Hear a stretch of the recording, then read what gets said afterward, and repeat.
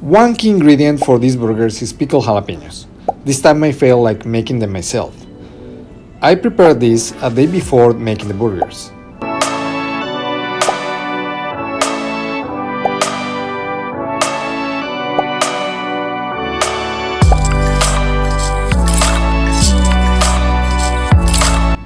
Set heat to low, add olive oil, and then add the garlic and the onion. After 2 to 3 minutes, add carrots, and after 2 to 3 more minutes, the sliced jalapenos and the spices.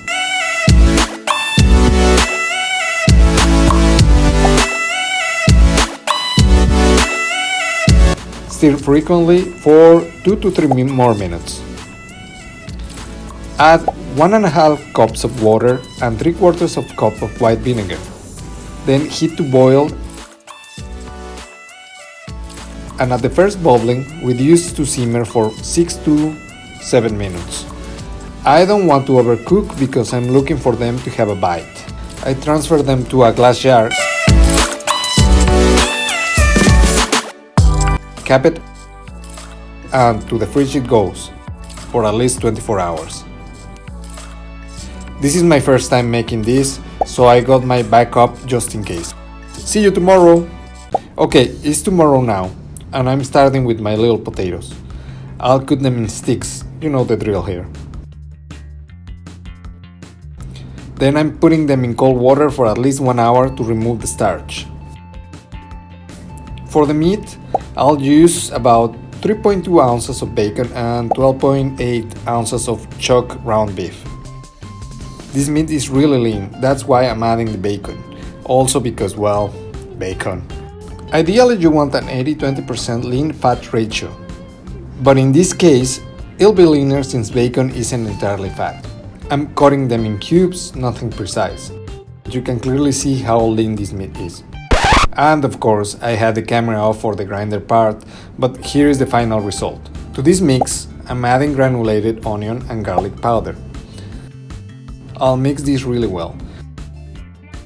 But I don't want to do it for too long because the heat on my hands will melt the fat, and I want to conserve as much as I can of it. Now I'm doing the patties, starting with forming about 3.2 to 4 ounces balls. I wonder if I can use a tortilla maker to shape the patties. Let's see. Wax paper. And here we go. Nope. I don't have a meat press to make perfect patties, so I'll handcraft them. There, more or less. Don't worry if they aren't pretty. They'll be tasty nevertheless. Let's cool them down for 1 hour. In the meantime, I'm getting my little potatoes out of the water and I'll dry them the best I can. Because the drier, the crunchier will be. I've become an air fryer fan, so we'll use it. I'm setting it initially to 160 degrees Celsius or 325 Fahrenheit.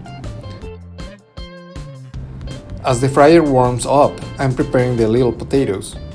I want to spread them evenly and coat them with Pam. Here they go. I have some time to start a salad with a carrot and this tomato medley I got from Costco.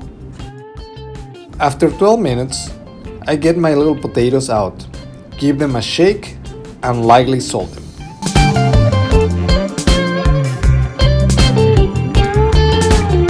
Now they go for another 12 minutes, but this time at 195 Celsius degrees or 375 Fahrenheit. By now, I want to start with my burger. I put some oil on it and we'll add our beloved salt and pepper. To the cast iron skillet it goes. Listen how it sings, it's a beautiful song.